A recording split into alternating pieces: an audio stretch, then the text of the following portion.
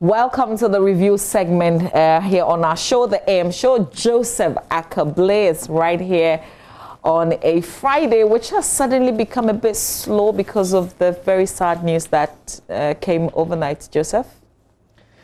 Very worrying.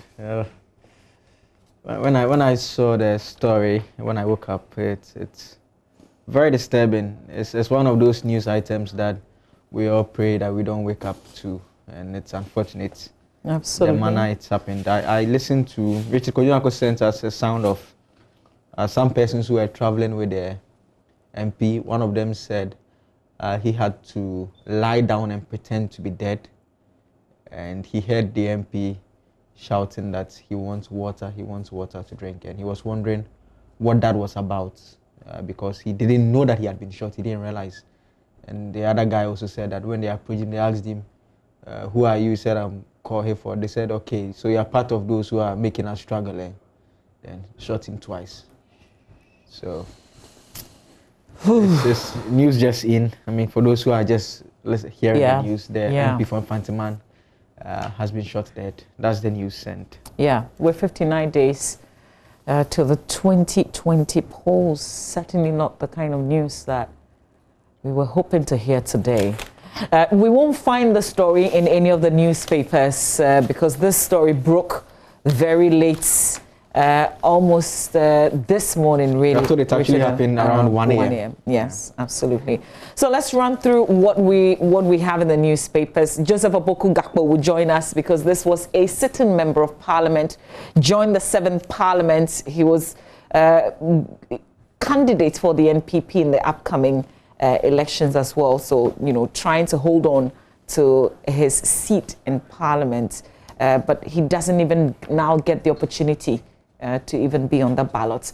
Let's go through the papers now. I've got the Daily Graphic newspaper front page. Vigilantism law will bite, President warns. 12 file for presidential polls. And this is it, the biggest story for us yesterday. I mean, the whole country came to a standstill. Accra, the Ashanti region, Kumasi, and then I guess our friends in Cape Coast were also holding it up. And in the end, it was Presec Legon that came through. So that story is here, 2020 NSMQ, Presec are champs. And it comes with the picture of the quiz mistress, Dr. Elsie Effa Kaufman, who is on our show today, by the way, alongside the boys who did it for Presec. And then one district, one factory creates 140,000 jobs, according to the Trades Minister. There you have it. That's how it looks like on the front page of the paper. Alan Chiramantin coming along with that headline right there. Let's look at the center spread of the paper now. Agribusiness Confab exhibition underway in Tamale. And DPC identifies 79 prioritized areas for fund allocation. Story says that the National Development Planning Commission has presented 79 areas it considers priority for the country's accelerated development. The Commission therefore wants ministries, departments, and agencies to consider those priority areas as guide when they are preparing their next budgets. The 79 were selected from 400 outlined after a research based on the costs and benefits of the solutions and the Commission's own assessment by a 7-member eminent panel of economists at a 2-day consultation session.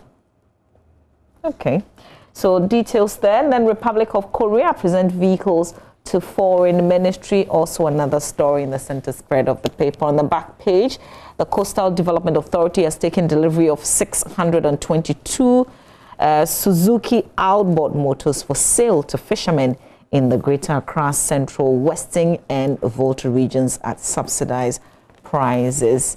Chopoli residents constructs illegal road humps on Tema Aflao Highway. Also another story on the back page of the paper. Akable? Let me start from the front page of the Daily Guide. It says, Agric Ministry certified powdered lithovit. That's coming from a witness in the trial of Dr. Stephen Opuni. Colorblind, Nana warns vigilantes. And Konedu others commend EC. And Amase withdraws from MP race. And work begins on Going Independence? Yes, that's the story according to the Daily Guide this morning. Work begins on Upper East Waste Plant, also on the front page of the Daily Guide. The back page says Partey soup was planned for 213 days, and Ronaldo home begged 180,000 shirts among other items stolen. Still on the back page, all set for some peace work programs that will be taking place in various parts of the country. You can find details on the back page of the Daily Guide. The Ghanaian Times this morning says chiefs are relevant for national development. President Akufo-Addo says an NDC reiterates promise to implement free primary health care plan. And after day 4, 12 presidential candidates file nomination forms for December 2020 polls. And President cuts sword for Upper East Solid Waste Plant, also on the front page. The back page has Ghana Exim Bank launches 12 million cedi beekeeping project, and VIP cuts sword for 108-kilometer road in Jomoro municipality. The Vice President has been touring that part of the country. The page 3 crime story has this headline here. It says woman grabbed over stolen vehicle, and Takwa court jails 2 armed robbers 30 years also over there. And prosecution witness in Opponent's trial completes a testimony. That story, details of that story on page 3. Let me quickly do the Business and Financial Times. That'll be the last one for me this morning. It says Akufo-Addo cuts sword for Upper East Solid Waste Plant. So that story seems to be on the front pages of all the papers. NPRA unhappy with exemption of security services from 3-tier pension scheme. And cedi holds dollar and pound, performs better than pre-pandemic period. And so there is a graph that shows the cedi declining and appreciating and declining a bit, and all of a sudden appreciating again between August to September. If you want details of those analysis, okay, you can see the graph in your shorts there. If you want those details of those analysis, you can find it in the Business and Financial Times. The back page has the story about food safety is critical to COVID-19 response. And Vice cuts sword for LPG bottling refilling plants at Axim. That is it for the Business and Financial Times, Mamavi. All right, let's do the Finder front page. Upper East Chiefs predicts victory for Akufo-Addo. Dr. Baumia cuts sword for LPG bottling plants. On one district, one factory, 57,343 direct jobs on offer. 18,811 direct jobs created. 38,532 more in the offing. 120,520 indirect jobs created. More to be created, and that figure has been put at 247,383, all being revealed by the Minister, Alan Chamating. You can read a lot more in the paper. AMA boss waits into the Okada debate. MPP has kept faith with Ghanaians, according to its General Secretary.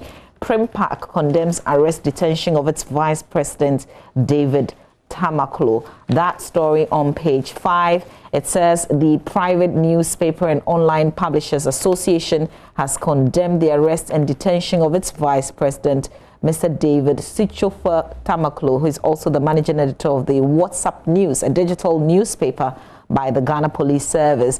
He was arrested in Accra in the late afternoon of Wednesday, October 7. Prim Park is of the view that the arrest and detention of its vice president infringed his constitutional rights as a journalist who, by his profession, has the mandate and the duty to bring the concerns of all segments of the population to the attention of the powers that be for redress. So a lot more on this story. Not sure of the backstory. Akable, are you aware of this incident? This arrest of this vice president of Primpag. I guess there's a lot more that we have to. He works with an online platform. Yes, I saw the WhatsApp News. Yes, I read a bit of the story, and there was actually a statement that came out from the Ghana Journalists Association yesterday. So I can bring you that statement. Whilst you do that, let's say good morning to Joseph Opoku Gakpo, our parliamentary correspondent. Joseph, good morning.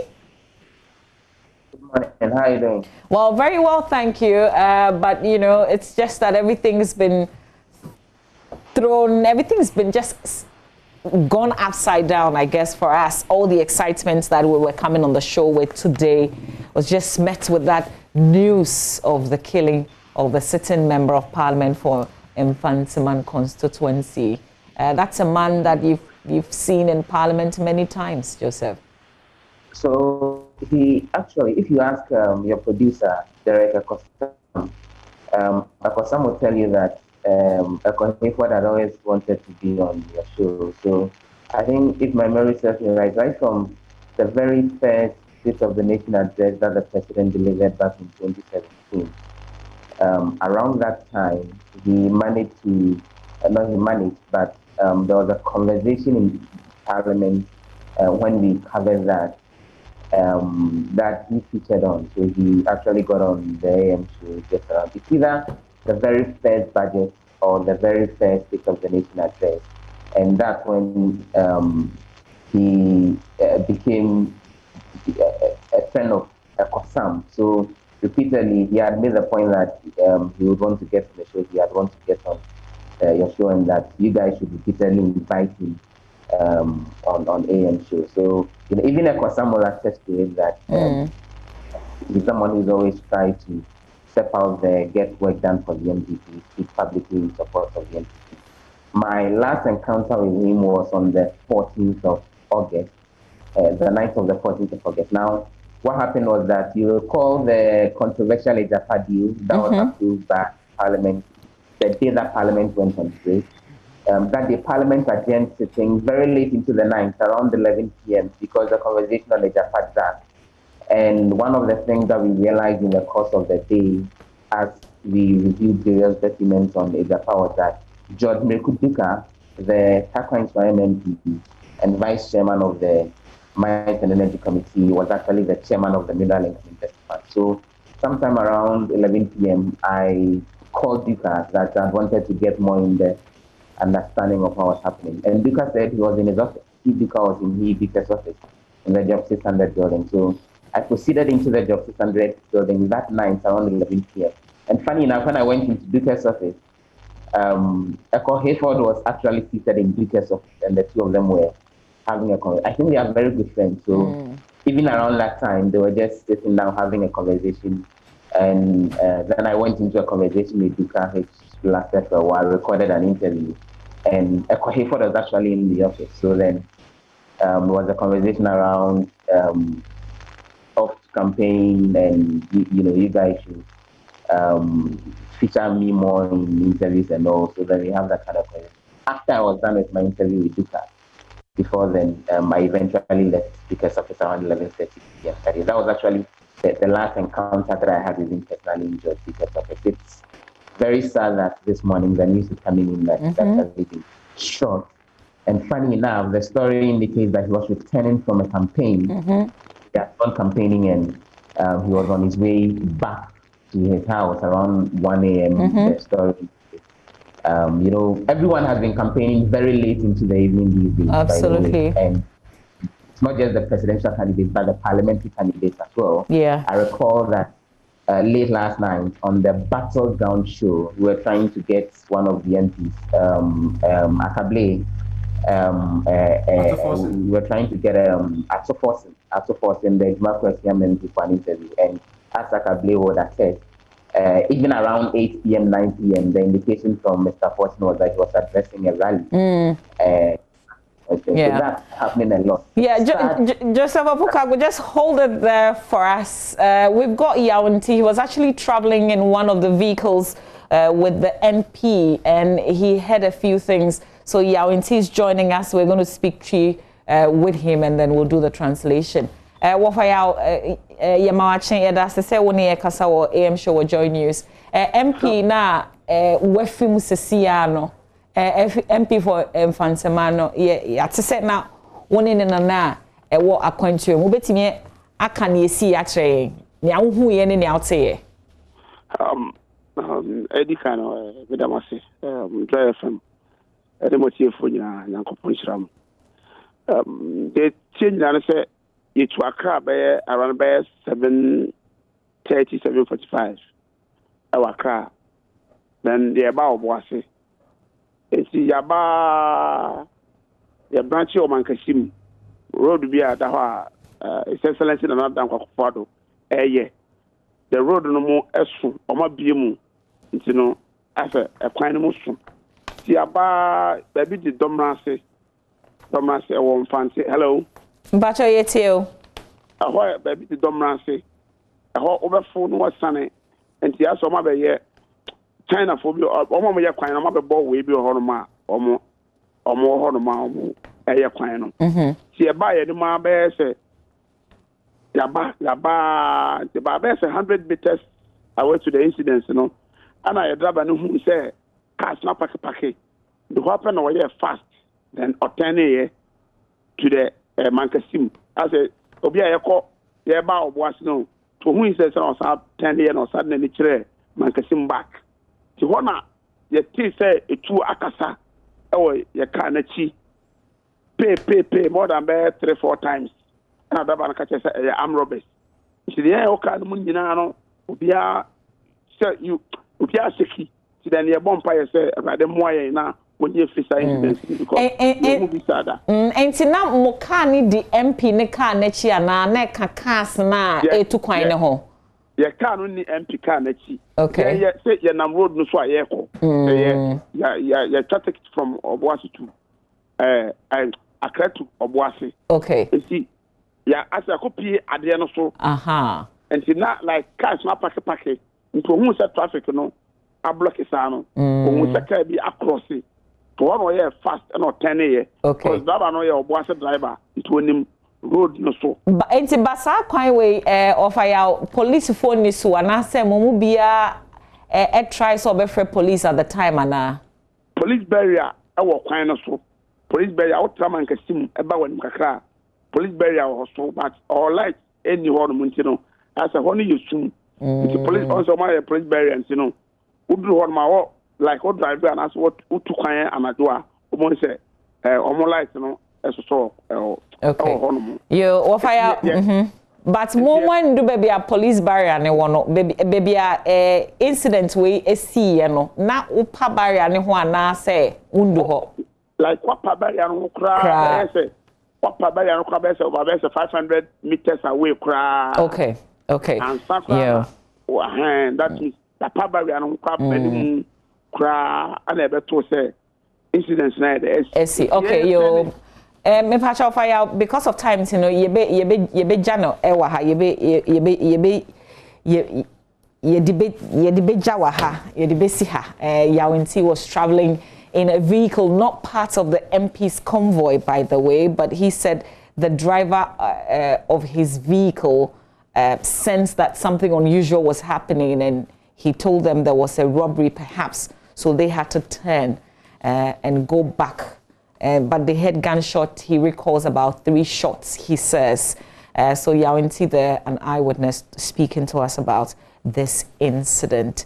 Guys, we were talking about Joseph Opoku Gakpo. We're talking about the member and what he does in Parliament. So he was on the Judiciary Committee and the Defence and Interior Committee.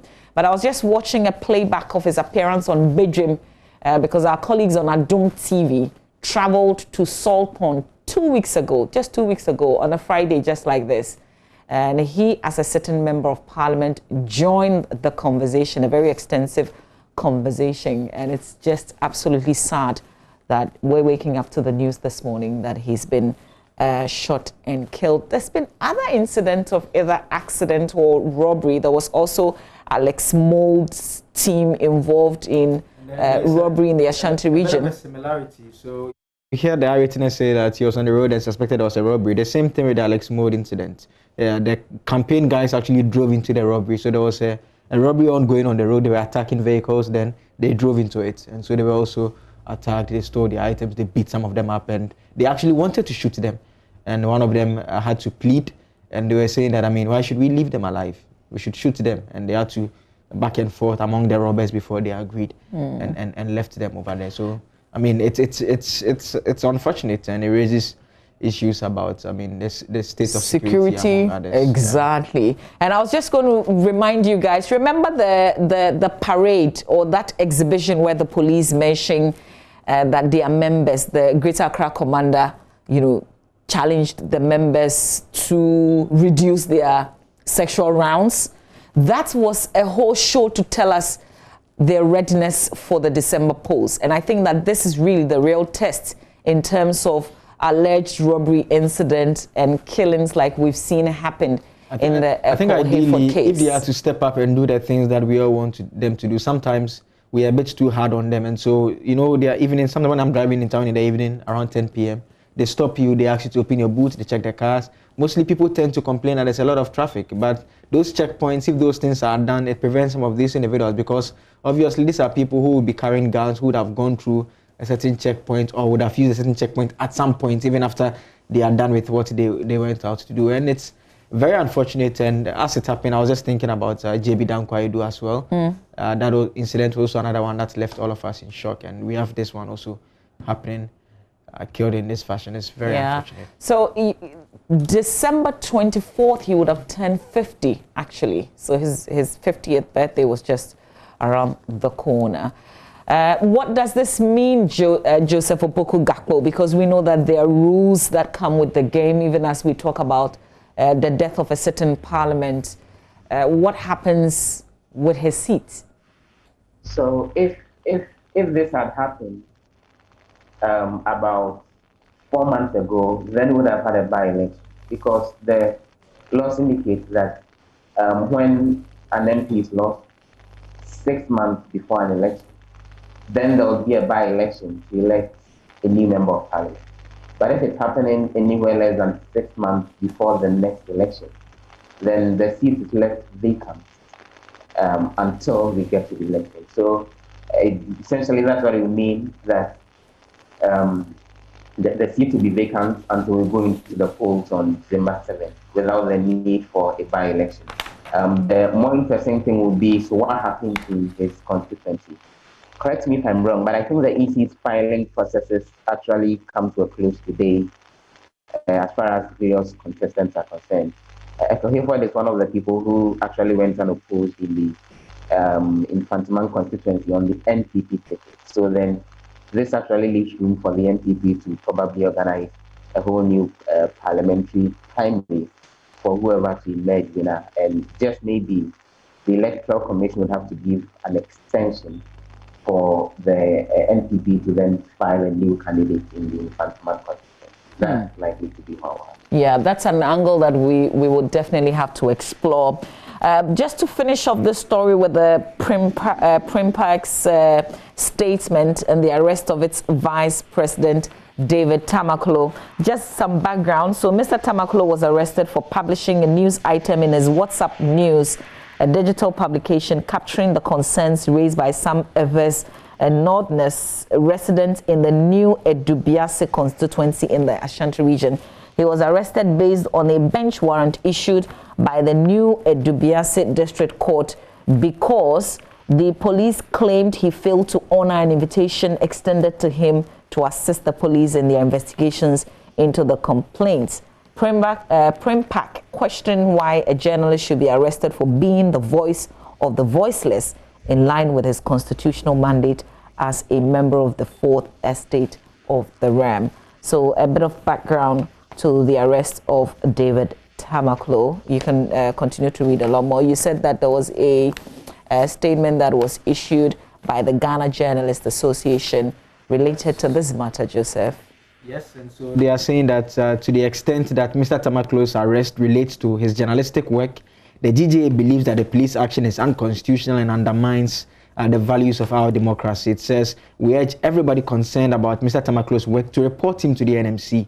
And it goes on to say that as we prepare for our 8th democratic elections, the last thing our nation wants is wrongful application of police authority that derails Ghana's democratic ascendancy. So the GJA are making the point that if he has written something or published a story and you're unhappy about, take him to the NMC and don't have him arrested by national security operatives like we saw happen to the modern Ghana journalist some time back, if you recall. They attempted to charge them with hacking and some other offenses, but eventually the state had to drop the matter against them for obvious reasons. All right, we will bring you a playback of some constituents in the Infantiman constituency. And we know the news now that the sitting member of parliament, called Hayford has been shot and killed, we're told, by some armed robbers. We'll leave you with this, and then we will come back with sport after. Joseph Opoku-Gapo, thank you so much for your time, and to you, Akable, as well. Stay with us.